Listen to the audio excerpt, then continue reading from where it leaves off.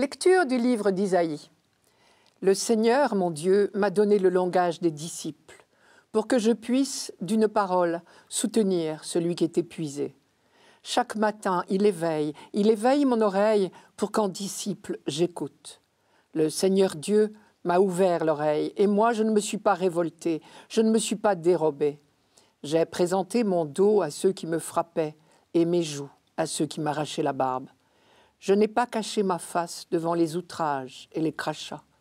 Le Seigneur, mon Dieu, vient à mon secours. C'est pourquoi je ne suis pas atteint par les outrages. C'est pourquoi j'ai rendu ma face dure comme pierre. Je sais que je ne serai pas confondu. Isaïe ne pensait certainement pas à Jésus-Christ quand il a écrit ce texte, probablement au VIe siècle avant notre ère, je vais dire, pendant l'exil à Babylone. Je m'explique. Parce que son peuple est en exil, dans des conditions très dures, et qu'il pourrait bien se laisser aller au découragement, Isaïe lui rappelle qu'il est toujours le serviteur de Dieu, et que Dieu compte sur lui, son serviteur, son peuple, pour faire aboutir son projet de salut pour l'humanité. Car le peuple d'Israël est bien ce serviteur de Dieu, nourri chaque matin par la parole, mais aussi persécuté en raison de sa foi, justement, et résistant malgré tout à toutes les épreuves. Dans ce texte, Isaïe nous décrit bien la relation extraordinaire qui unit le serviteur, Israël, à son Dieu. Sa principale caractéristique, c'est l'écoute de la parole de Dieu, l'oreille ouverte, comme dit Isaïe. Écouter, c'est un mot qui a un sens bien particulier dans la Bible. Cela veut dire faire confiance. Dans la Bible, on a pris l'habitude d'opposer ces deux attitudes types entre lesquelles nos vies oscillent sans cesse. Confiance à l'égard de Dieu, abandon serein à sa volonté, parce qu'on sait d'expérience que sa volonté n'est que bonne, ou bien méfiance, soupçon porté sur les intentions de Dieu et révolte devant les épreuves, révolte qui peut nous amener à croire que Dieu nous aurait abandonnés, ou pire, qu'il pourrait trouver une satisfaction dans nos souffrances. Les prophètes, les uns après les autres, redisent « Écoute Israël » ou bien « Aujourd'hui, écouterez-vous sa parole » Et dans leur bouche, la recommandation « Écoutez » veut toujours dire « Faites confiance à Dieu, quoi qu'il arrive ». Et saint Paul dira pourquoi. Parce que Dieu fait tout concourir au bien de ceux qui l'aiment, c'est-à-dire qui lui font confiance, c'est dans la lettre aux Romains. De tout mal, de toute difficulté, de toute épreuve, Dieu fait surgir du bien. À toute haine, il oppose un amour plus fort encore. Dans toute persécution, il donne la force du pardon. De toute mort, il fait surgir la vie, la résurrection. C'est bien l'histoire d'une confiance réciproque. Dieu fait confiance à son serviteur, il lui confie une mission. En retour, le serviteur accepte sa mission avec confiance. Et c'est cette confiance même qui lui donne la force nécessaire pour tenir bon, jusque dans les oppositions qu'il rencontrera inévitablement. Ici, la mission est celle de témoin, je cite, « pour que je puisse soutenir celui qui est épuisé », dit le serviteur. En confiant cette mission, le Seigneur donne la force nécessaire, il donne le langage nécessaire. Je cite, « Le Seigneur, Dieu, m'a donné le langage des disciples. » Et mieux, c'est lui qui nourrit lui-même cette confiance, qui est la source de toutes les audaces au service des autres. Le Seigneur, mon Dieu, m'a ouvert l'oreille.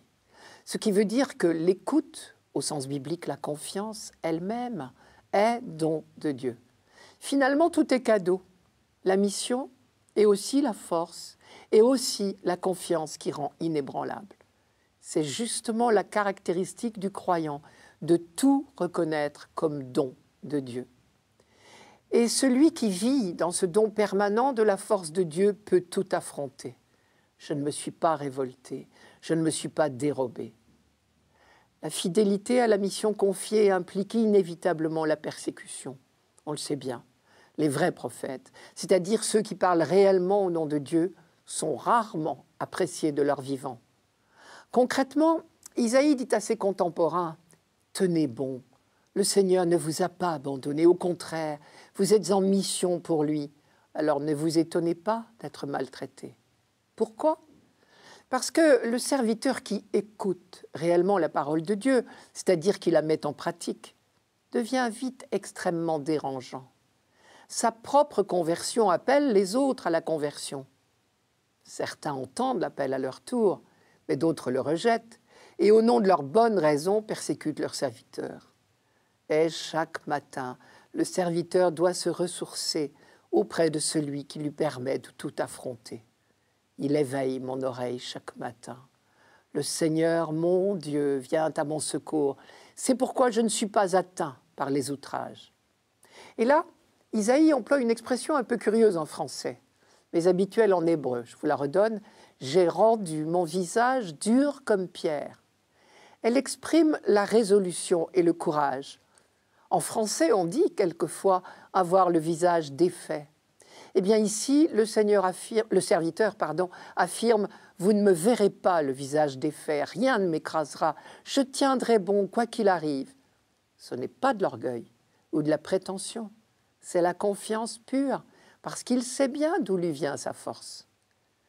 Je disais en commençant que le prophète Isaïe parlait pour son peuple persécuté, humilié, dans son exil à Babylone. Mais bien sûr, quand on relit la passion du Christ, cela saute aux yeux. Le Christ répond exactement à ce portrait du serviteur de Dieu. Écoute de la parole, confiance inaltérable et donc certitude de la victoire au sein même de la persécution.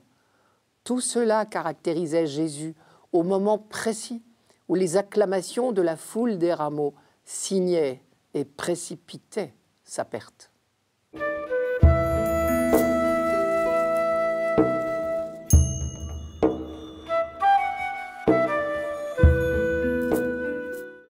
Psaume 21.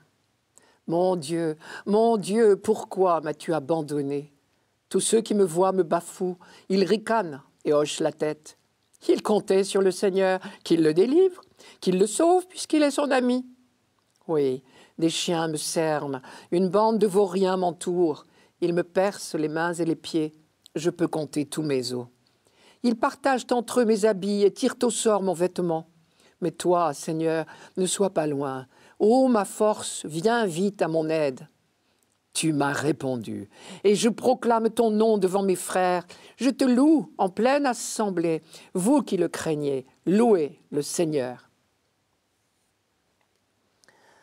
Ce psaume 21 nous réserve quelques surprises. Il commence par cette fameuse phrase « Mon Dieu, pourquoi m'as-tu abandonné ?» qui a fait couler beaucoup d'encre et même de paroles de musique. L'ennui, c'est que nous la sortons de son contexte et que du coup, nous sommes souvent tentés de la comprendre de travers. Pour la comprendre, il faut relire le psaume en entier. Il est assez long. 32 versets, dont nous lisons rarement la fin. Or, que dit la fin ? C'est une action de grâce, d'un bout à l'autre. Tu m'as répondu, et je proclame ton nom devant mes frères. Je te loue en pleine assemblée. Celui qui criait « Mon Dieu, pourquoi m'as-tu abandonné ?» dans le premier verset, rend grâce quelques versets plus bas pour le salut accordé. Non seulement il n'est pas mort, mais il remercie Dieu justement de ne pas l'avoir abandonné. Ensuite, deuxième surprise, à première vue, on croirait vraiment que le psaume 21 a été écrit pour Jésus-Christ. Il me perce les mains et les pieds, je peux compter tous mes os. Il s'agit bien du supplice d'un crucifié, et cela sous les yeux cruels et peut-être même voyeurs des bourreaux et de la foule. Oui, des chiens me cernent, une bande de vauriens m'entoure. Ces gens me voient, ils me regardent, ils partagent entre eux mes habits, ils tirent au sort mon vêtement. Mais en réalité, ce psaume n'a pas été écrit pour Jésus-Christ. Il a été composé au retour de l'exil à Babylone, donc fin VIe siècle. Ce retour est comparé à la résurrection d'un condamné à mort. Car l'exil était bien la condamnation à mort de ce peuple. Encore un peu, et il aurait été rayé de la carte. Et donc, dans ce psaume 21, Israël est comparé à un condamné qui a bien failli mourir sur la croix. N'oublions pas que la croix était un supplice très courant. C'est pour cela qu'on prend l'exemple d'une crucifixion. Le condamné a subi les outrages, l'humiliation, les clous, l'abandon aux mains des bourreaux. Et puis, miraculeusement, il en a réchappé, il n'est pas mort. Traduisez, Israël est rentré d'exil. Et désormais, il se laisse aller à sa joie. Et il l'a dit à tous, il la crie encore plus fort qu'il n'a crié sa détresse. Le récit de la crucifixion n'est donc pas au centre du psaume.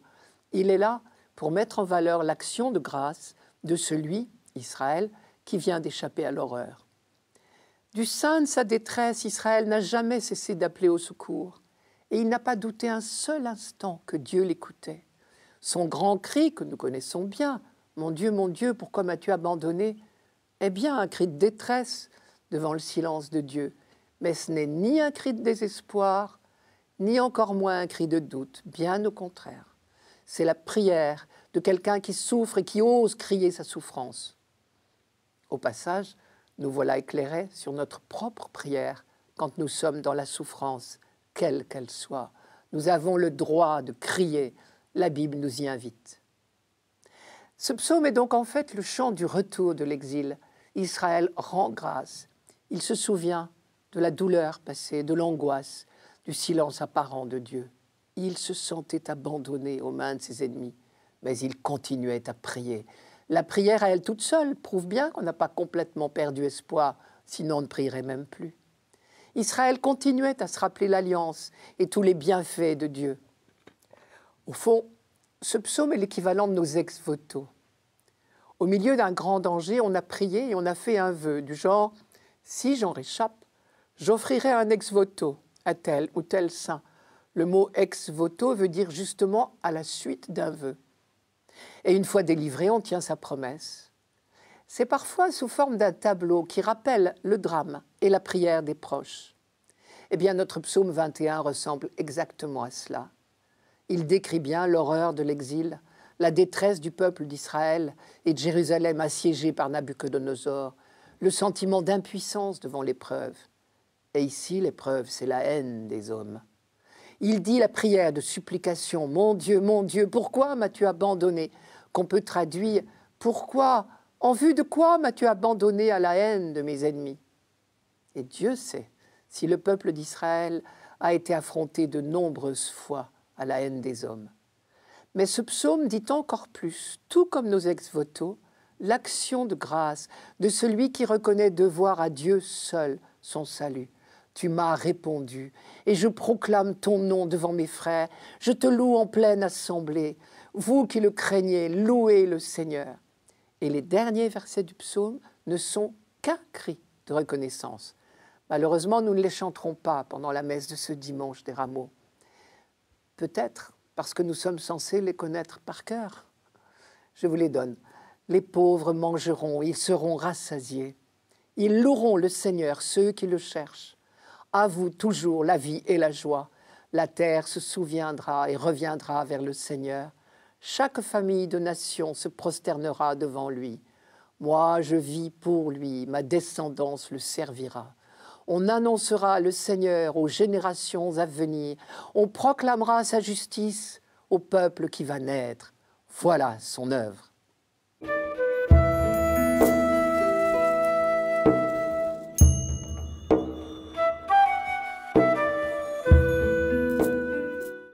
Lecture de la lettre de saint Paul apôtre aux Philippiens. Le Christ Jésus, ayant la condition de Dieu, ne retint pas jalousement le rang qui l'égalait à Dieu, mais il s'est anéanti, prenant la condition de serviteur, devenant semblable aux hommes. Reconnu homme à son aspect, il s'est abaissé, devenant obéissant jusqu'à la mort et la mort de la croix. C'est pourquoi Dieu l'a exalté, il l'a doté du nom qui est au-dessus de tout nom, afin qu'au nom de Jésus, tout genou fléchisse, au ciel, sur terre et aux enfers, et que toute langue proclame « Jésus-Christ est Seigneur, à la gloire de Dieu le Père ». Pendant l'exil à Babylone, au VIe siècle avant Jésus-Christ, le prophète Isaïe, de la part de Dieu bien sûr, avait assigné une mission et un titre à ses contemporains. Le titre était celui de serviteur de Dieu. Il s'agissait, au cœur même des épreuves de l'exil, de rester fidèles à la foi de leur Père et d'en témoigner au milieu des païens de Babylone, fût-ce au prix des humiliations et de la persécution. Dieu seul pouvait leur donner la force d'accomplir cette mission. Eh bien, lorsque les premiers chrétiens ont été affrontés au scandale de la croix du Christ, ils ont médité le mystère du destin de Jésus et n'ont pas trouvé de meilleure explication que celle-là. Jésus s'est anéanti, prenant la condition de serviteur. Lui aussi a bravé l'opposition, les humiliations, la persécution. Lui aussi a cherché sa force auprès de son Père, parce qu'il n'a jamais cessé de lui faire confiance. Mais il était Dieu, me direz-vous. Pourquoi n'a-t-il pas recherché la gloire et les honneurs qui reviennent à Dieu? Mais justement, parce qu'il est Dieu, il veut sauver les hommes. Il agit donc en homme et seulement en homme pour montrer le chemin aux hommes. Paul dit « Le Christ Jésus, ayant la condition de Dieu, ne retint pas jalousement le rang qu'il égalait à Dieu. C'est justement parce qu'il est de condition divine qu'il ne revendique rien. Il sait, lui, ce qu'est l'amour gratuit. Il sait bien que ce n'est pas bon de revendiquer. Il ne juge pas bon de revendiquer le droit d'être traité à l'égal de Dieu. Et pourtant, c'est bien cela que Dieu veut nous donner. Donner comme un cadeau. Et c'est effectivement cela qui lui a été donné en définitive. Mais j'ai bien dit comme un cadeau. Et non pas comme une récompense. Car il me semble que l'un des pièges de ce texte est la tentation que nous avons de le lire en termes de récompense. Comme si le schéma était « Jésus s'est admirablement comporté et donc il a reçu une récompense admirable ». Si j'ose parler de tentation, c'est que toute présentation du plan de Dieu en termes de calcul, de récompense, de mérite, ce que j'appelle des termes arithmétiques, est contraire à la grâce de Dieu. La grâce, comme son nom l'indique, est gratuite. Et curieusement, nous avons beaucoup de mal à raisonner en termes de gratuité. Nous sommes toujours tentés de parler de mérite. Mais soyons francs, si Dieu attendait que nous ayons des mérites, c'est là que nous pourrions être inquiets. La merveille de l'amour de Dieu, c'est qu'il n'attend pas nos mérites pour nous combler. C'est en tout cas ce que les hommes de la Bible ont découvert grâce à la révélation. On s'expose à des contresens, je crois, si on oublie que tout est don gratuit de Dieu. Pour Paul, c'est une évidence que le don de Dieu est gratuit. J'essaye de résumer sa pensée. Le projet de Dieu, son dessein bienveillant, c'est de nous faire entrer dans son intimité, son bonheur, son amour parfait. Ce projet est absolument gratuit, ce qui évidemment n'a rien d'étonnant, puisque c'est un projet d'amour. Ce don de Dieu, cette entrée dans sa vie divine, il nous suffit de l'accueillir avec émerveillement, tout simplement. Pas question de le mériter, c'est cadeau, si j'ose dire. Avec Dieu, tout est cadeau. Mais nous nous excluons nous-mêmes de ce don gratuit si nous adoptons une attitude de revendication. Si nous nous conduisons à l'image de la femme du jardin d'Éden, elle prend le fruit défendu, elle s'en empare. Elle revendique, comme un enfant chipe sur un étalage. Jésus-Christ, au contraire, n'a été que accueil, ce que saint Paul appelle obéissance. Et parce qu'il n'a été que accueil du don de Dieu et non revendication, il a été comblé. Et il nous montre le chemin. Nous n'avons qu'à suivre, c'est-à-dire l'imiter. Il reçoit le nom qui est au-dessus de tout nom. C'est bien le nom de Dieu, justement. Dire de Jésus qu'il est Seigneur, c'est dire qu'il est Dieu. Dans l'Ancien Testament, le titre de Seigneur était réservé à Dieu. La génuflexion aussi, d'ailleurs. Afin qu'au nom de Jésus, tout genou fléchisse. C'est une allusion à une phrase du prophète Isaïe, je cite, « Devant moi, tout genou fléchira et toute langue prêtera serment, dit Dieu. » Isaïe chapitre 45. Jésus a vécu sa vie d'homme dans l'humilité et la confiance, même quand le pire est arrivé, c'est-à-dire la haine des hommes et la mort. J'ai dit confiance. Paul, lui, parle d'obéissance. Obéir, ob audire en latin, c'est littéralement mettre son oreille, audire, devant, ob, la parole. C'est l'attitude du dialogue parfait, sans ombre. C'est la totale confiance. Si on met son oreille devant la parole de quelqu'un, c'est parce qu'on sait que cette parole n'est qu'amour. On peut l'écouter sans crainte. Et l'hymne se termine par « Toute langue proclame que Jésus-Christ est Seigneur pour la gloire de Dieu le Père. » La gloire, c'est la manifestation, la révélation de l'amour infini, de l'amour personnifié. Autrement dit, en voyant le Christ porter l'amour à son paroxysme et accepter de mourir pour nous révéler jusqu'où va l'amour de Dieu, nous pouvons dire comme le centurion, oui, vraiment, celui-là est fils de Dieu, puisque Dieu, c'est l'amour.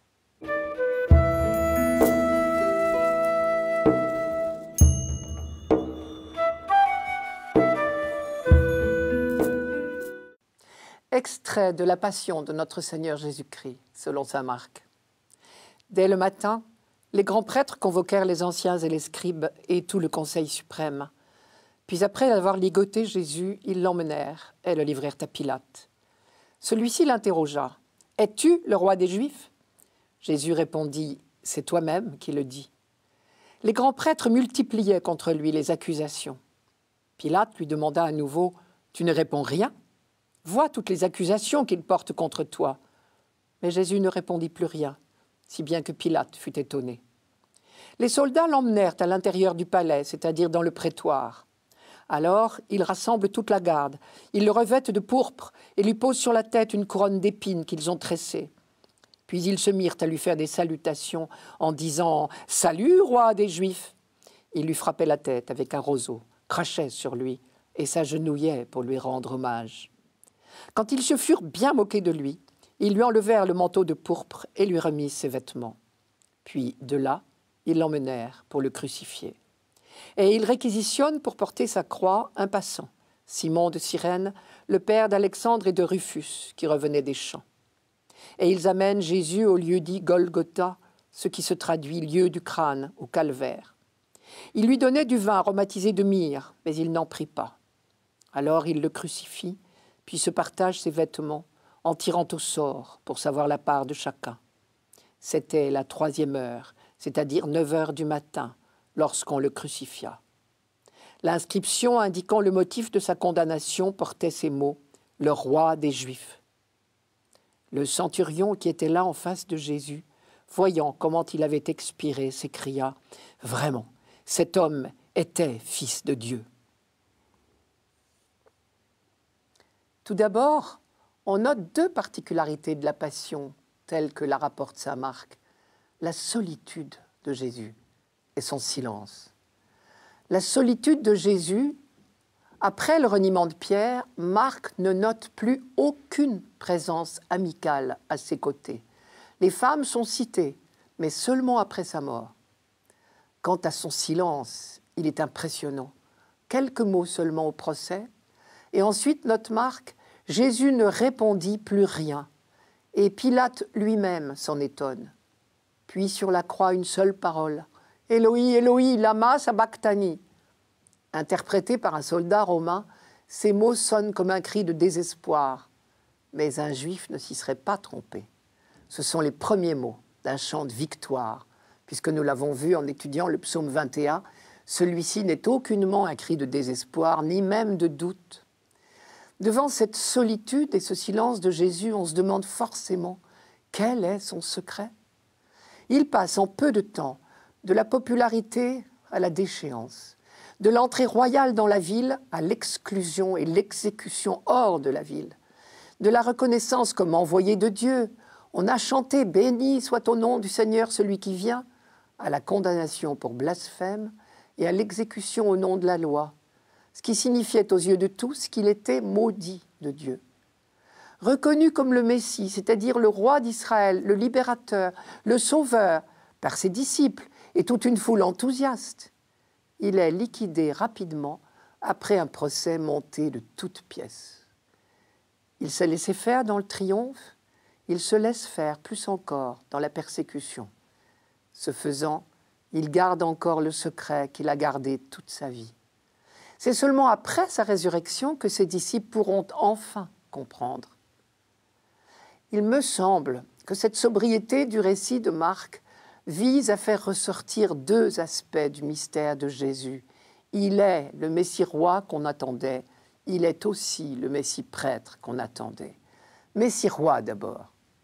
Que ce soit sous forme de questions, de dérision, d'affirmation, la royauté du Christ est bien au centre du récit. Je m'explique. La première question que Pilate pose à cet homme qu'on lui amène, ligoté, c'est « Es-tu le roi des Juifs ?» Et il n'obtient qu'une réponse sibylline. « C'est toi qui le dis. » Dans la suite, Pilate donne 2 fois ce titre à Jésus. « Voulez-vous que je vous relâche, le roi des Juifs ?» Et encore, « Que ferais-je donc de celui que vous appelez le roi des Juifs ?» Et curieusement, personne ne dira le contraire. Suit la parodie des soldats, le manteau, la couronne, les acclamations, « Salut, roi des Juifs !» Et puis cet écriteau en haut de la croix, mal intentionné peut-être, mais qui annonce quand même à tous les passants, « Celui-ci est le roi des Juifs ». Même les grands prêtres et les scribes, en se moquant de lui donnent ce titre, « Le Messie, le roi d'Israël, qu'il descende maintenant de la croix ». Deuxième aspect du mystère de Jésus, mis en lumière par ce récit de Marc, il est le Messie prêtre qu'on attendait. Il y avait des grands prêtres en exercice, et ce sont eux d'ailleurs qui ont joué le premier rôle dans la condamnation et la mort de Jésus. Ce sont eux qui amènent Jésus chez Pilate et qui veillent au bon déroulement des opérations. Un peu plus tard, ce sont eux qui excitent la foule pour qu'elle réclame la libération de Barabbas. Pilate lui-même n'est pas dupe, puisque Marc précise, Pilate voyait bien que les grands prêtres l'avaient livré par jalousie. Une jalousie justifiée, si l'on veut bien admettre que de bonne foi, ils se sont inquiétés du succès de Jésus, qui à leurs yeux entraîne le peuple vers de fausses espérances. Mais le vrai prêtre, le Messie prêtre qu'on attendait, c'est lui. Car Marc est le seul avec Jean à parler de pourpre pour le vêtement remis à Jésus pour se moquer de lui. Or, la pourpre, ne l'oublions pas, était la couleur des vêtements des rois et des grands prêtres. Suprême dérision. Ceux qui portaient cette pourpre passeront à côté de la vérité. Et c'est d'un païen que vient la première profession de foi. Vraiment, cet homme était fils de Dieu.